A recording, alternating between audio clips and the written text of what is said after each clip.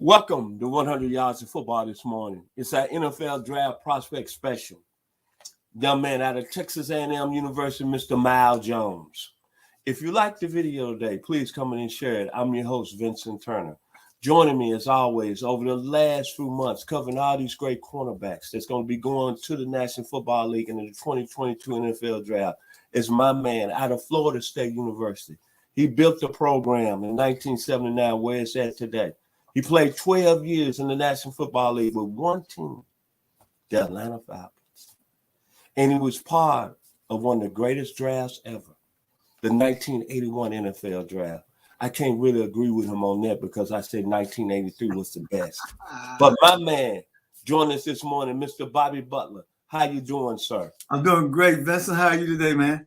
Hey, I'm pretty good, man. Ready to talk about all these great prospects. We got the draft, I think, about a month and a half away. They got the NFL Combine going on this weekend, so I'm ready to go. So what do you like about this young man out of Texas A&M, Myles Jones? Hey, listen, man, Myles Jones is an exceptional ball player. You know, there's some guys who, you know, we come in the league, we have what we have, right? You know, I was 5'11", just under 6 feet, 155 pounds, you know. Didn't have size, but I had speed. And so I look at a guy like Myles Jones, who's 6'4", 190-pound corner, runs a legit 4.5 40. You're talking about a physical guy. You know, he possessed that thing that you just can't teach, Vincent, size. You can't coach it. You can't teach it. You're either born with it or you don't have it, right? And so he's got that thing going for him. And here's the thing that I loved about him, because when you get a guy that big, a lot of times they're not that fluid. They have their problems because they're long and rangy. This guy's an exceptional corner. For Texas A&M, he played what we call the field corner, which in my days was considered the strong corner, which meant you played to the widest side of the field, all right? So you're the cover guy. That means you're the cover guy, right? Guys who play in the boundaries, you know, it's like a cover two. They don't do much. There's not a lot of room, you know, for receivers to maneuver. Not a lot of big plays thrown in the boundary. But this guy plays, you know, he's a field corner. And so that says a lot. He's their cover guy, 6'4", right? So here's what I love about the guy. He's better. He's a better defender because that's what we saw Texas A&M do. But he's a better defender in zone coverages, right? And a lot of NFL play zones, right? And so in cover two, see, he displayed that good route combination recognition. So when you're in cover two, you know, a lot of people say, well, the corner plays in the flat. Well, it's a little broader than playing in the flat. Now, you got to play underneath the 7 route, which is a deep route, and react to what's in the curl flat. And he knows how to do it, man. You can't throw a 7 route with the number 2 receiver over him. He's going to be under to pick it off. Or when you throw it to the curl flat or the flare pattern, he's going to be up there real quick to make the tackle. Very aggressive, very physical ball player. I love the way he plays zone coverages. Cover 3 and cover 4, Vincent. I like how he transitions from his back pedal to a side shuffle real smoothly now for his size. And see, that's another thing. How does he use his frame? He uses it very well. And he has the speed. You get that 4.5 speed and the height to make it difficult for a quarterback to throw that ball up and over in there, right? So, and that's the thing you can't teach, right? And so he's got the speed to defend over top. I like that about him, you know. And in the NFL, he's going to do extremely well in press coverage. Why? See, let me tell you something about a young man I know up close and personal named Deion Sanders. Now y'all call him Coach Prime. All right, Coach Prime, before he was Coach Prime, well, he was just Prime. He was one of the bigger corners in the game. A lot of people don't know that about him. He was 6'2" and some change, 200 pounds. And what he was able to do, Vincent, was when he played bump and run against a flanker, or what we call Z, the receiver who's off the ball, you know, That's a lot of space in between for him to create another line of scrimmage to make some moves at the line and get by. Well, Deion can sit over there just patiently, and when that ball snaps, he can reach all his arms across that space to jam him as if the Z was on the line of scrimmage. I know you football fans don't know what I'm talking about, but just trust me. He got long arms. This guy got long arms. And what I like about him when he's playing cover 2, Vincent, he knows how to reroute the receivers. I see him reroute receivers with one hand. I see him reroute with 2 hands. So that's telling me he's going to play close to person, do well in man coverage on the next level, right, at the line. Because let's think about it now. He's 6'4". Most receivers, outside receivers now we're talking about, in the NFL are what, Vincent? 6'3", 6'4". So they don't have an advantage over Myles. He's going to get up there and play. Let's go. Let's go. I like that about him. So he's got that ability. Very physical at the line. And here's what I like.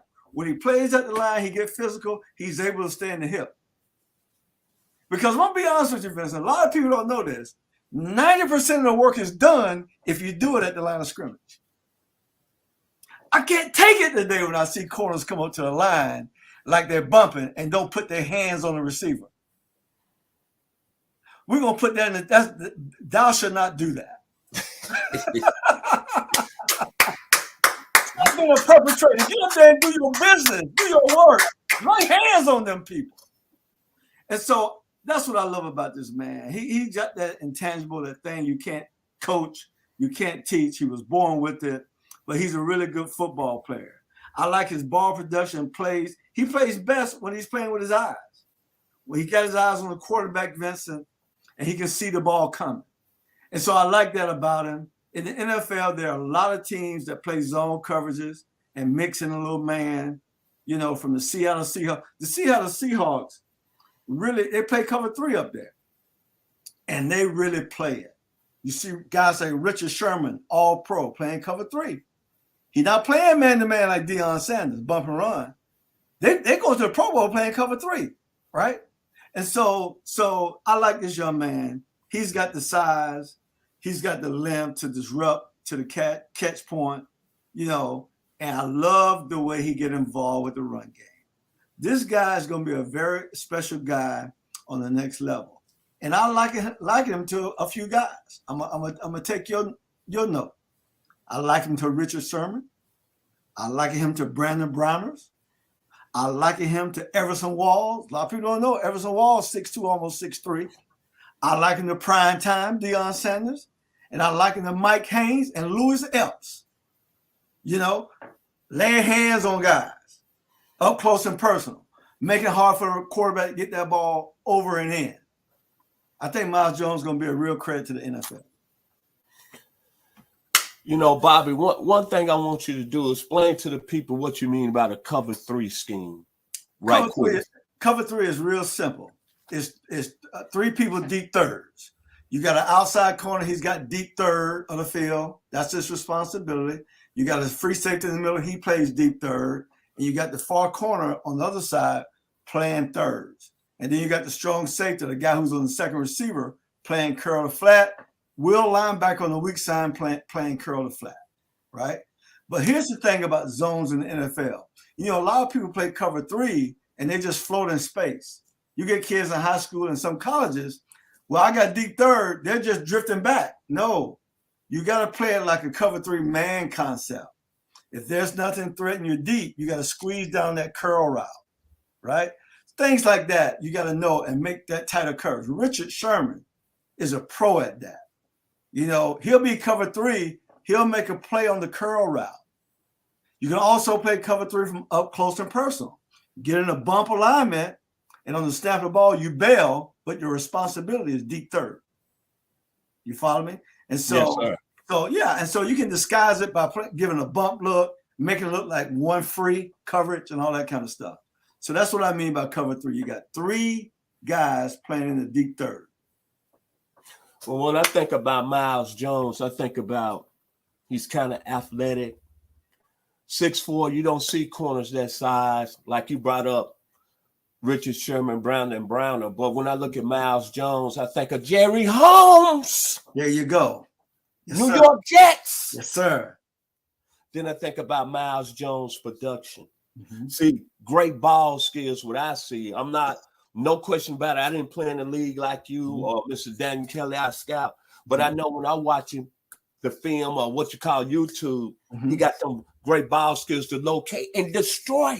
Yes. I give him an A+ because he had 4 interceptions. Yes. And then he got a little something that you just mentioned about Deion when he has the ball in his hands, he can take it back upfield. That's right. Do something with it. But then I'm gonna go back. I like his athletic ability. 6'4". Like you said, it's hard to throw over him. Yes. But then when you look at him like an athlete, he reminds me, I'm gonna come back basketball. Slammer, jammer, clap and glide. Yes, Michael Young, Michelle, then Terry Teagle when I was in school at Baylor. Yes, sir. Jeff Taylor at Texas Tech. Yes, sir. And the great Sidney Moncrief. He's got that basketball. Yes, sir. Yes, sir. Thank you. And then when you look at it, the history of Texas A&M at the cornerback position. That's right. Patrick Thomas, Greg Williams, yes, sir. James Flowers, Terrence Brooks, yes, sir. Kevin Smith, Patrick Bates, Aaron Glenn, yes, sir. Ray Mitchell, Terrence Kill, and as you just mentioned, the great Lester Hayes. Yes, sir.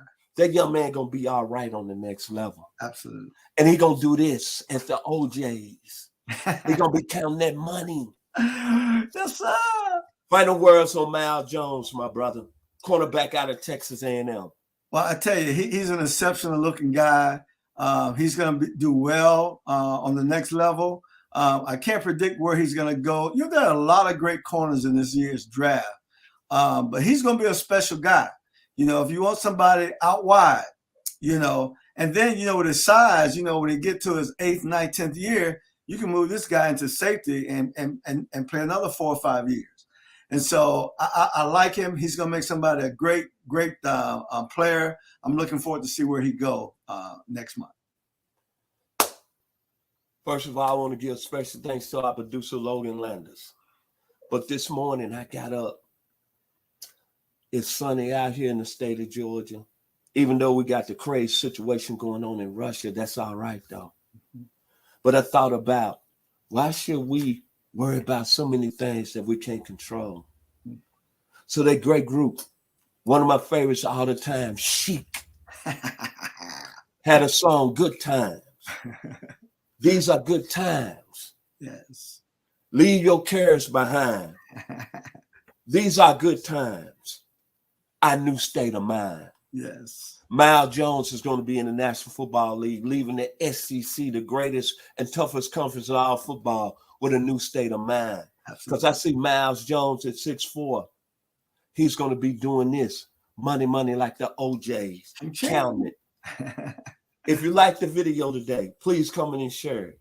It's been an honor. It's been a pleasure to have all these great videos today. I'm Vincent Turner, your host. Please come in and share it if you like the video. Thank you to Royalty today here on 100 Yards Football. I thank some people at Florida State University. I hope they realize that what this young man in front of me did for their program. Y'all was nowhere on the map. And him and his great teammates turned it around and built y'all into a football power. There was no history like a Alabama. There was no history like a Georgia. There was no history like USC. Florida State was an independent. That's right. And this young man right here changed the whole scope. Not no Deion Sanders, not no Derrick Brooks. This young man from Delray Beach, Florida, started the tradition of what Florida State program is today. And one thing that I'm going to take away from this video today, you look at the National Football League, you see all these players retiring at an early age. You see all these players jumping boat for money. That's understandable. But think about this. This young man played 12 years with the Atlanta Falcons.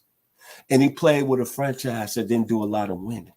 But he showed his character, his honor to still stay and be Atlanta Falcon. And that's why I'm proud of blessed to be in front of him. My man, Mr. Bobby Butler. So if you like the video, please come in and share it. It's been a great joy. It's been a great ride. Like the great band Chic, good times. Y'all be blessed.